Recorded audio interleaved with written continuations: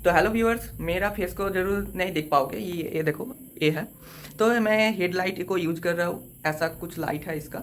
तो जो भी हो, वीडियो का जो टॉपिक है, हमको अगर तुम एक इलेक्ट्रिशियन हो और जो भी हो, अगर घर का कनेक्शन करते हो तो घर का वायरिंग कब करना ज़रूरी है, इसके बारे में ही मैं बताऊंगा। एक रीज़न भी है मैं क्यों इसको ही इतना फोर्सफुली बता रहा हूँ, इस टाइम में करना ज़रूरी है। तो मेरा पहला चीज़ देखो, घर अभी तक प्लास्टर कंप्लीट नहीं हुआ है। जैसा पाइपलाइन वायर कनेक्शन के लिए रखा हुआ है वैसा ही यहाँ पे किया गया है। तो अब देखो, एक में उसको फॉल्ट देखने को मिला। यहाँ पे देख सकते हो, यहाँ पे एक पॉइंट है। तो इस पॉइंट में कितना पाइप है मैं जूम करता हूँ। तो यहाँ पे तीनों पाइप है।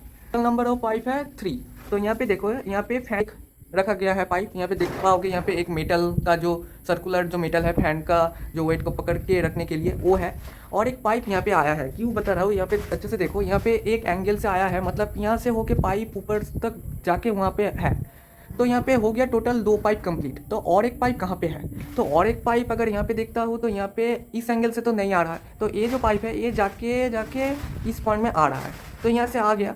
तब देखो, ये जो और एक पाइप है वो उस साइड जा रहा है। तो मैं बाहर में जाता हूँ।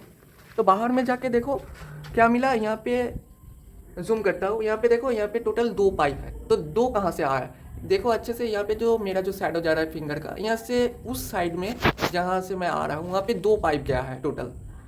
क्यों? एक पाइप तो आया था, तो और एक जो पाइप है वो पाइप था इस पॉइंट का, जी। यहाँ पे तीनों पहला इसी पॉइंट एक पाइप आया है।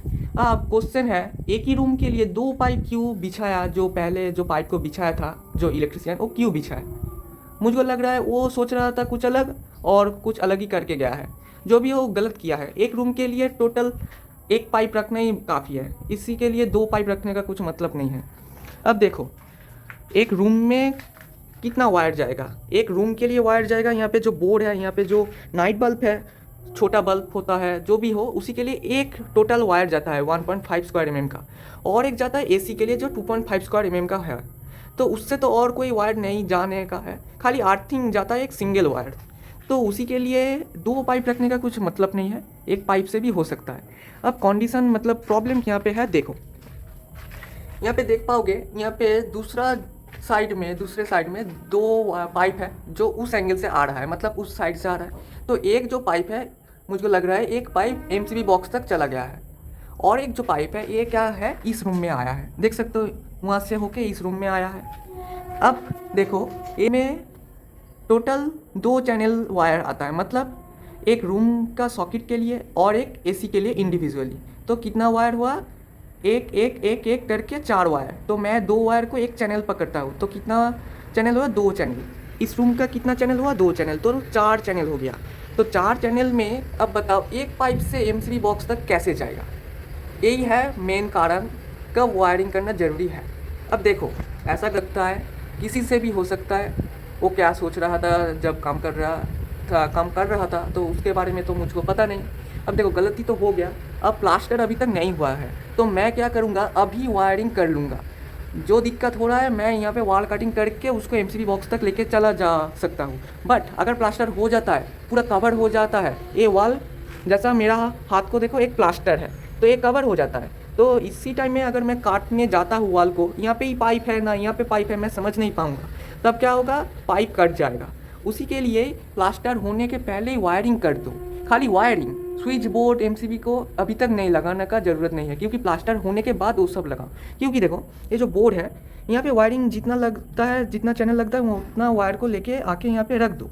जितना लेंथ का ज़रूरत है उसको एक्स्ट्रा करके यहाँ पे रख दो। रखने के बाद इसको पूरा टेप से कवर कर दो, बस।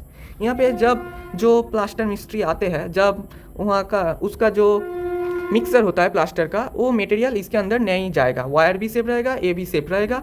प्लस इससे तुम्हारा क्या, एक वायरिंग कंप्लीट हो गया। खाली यहाँ पे आके स्विच को सेट करना है, एमसीबी को सेट करना है, बस।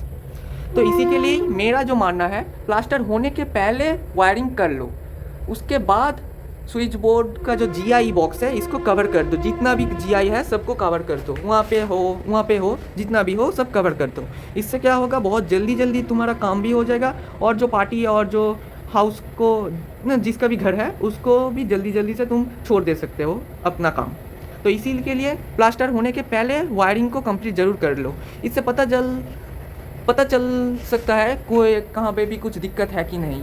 प्लास्टर हो जाने के बाद अगर वो वायर को जीआई वायर को ढुका रहे हो बट वो चला जाएगा, बट मेन जो वायर जो तुम लेके जाने के लिए ढुका रहे हो वो वायर नहीं जा पाएगा, तब तुमको बहुत मेहनत करना पड़ेगा। तो ज़्यादा मेहनत का क्या फ़ायदा। मेरा अभी भी वायरिंग करने से जो होगा बाद में भी करने से वही होगा, खाली बाद में जब करना जाऊँगा तब क्या होगा, मुझको एक्स्ट्रा वॉल को कटना होगा। तो उसी के लिए वो सब एक्स्ट्रा कुछ करके क्या फ़ायदा, टाइम वेस्ट है। तो जो सही है उसी टाइम में कर लो।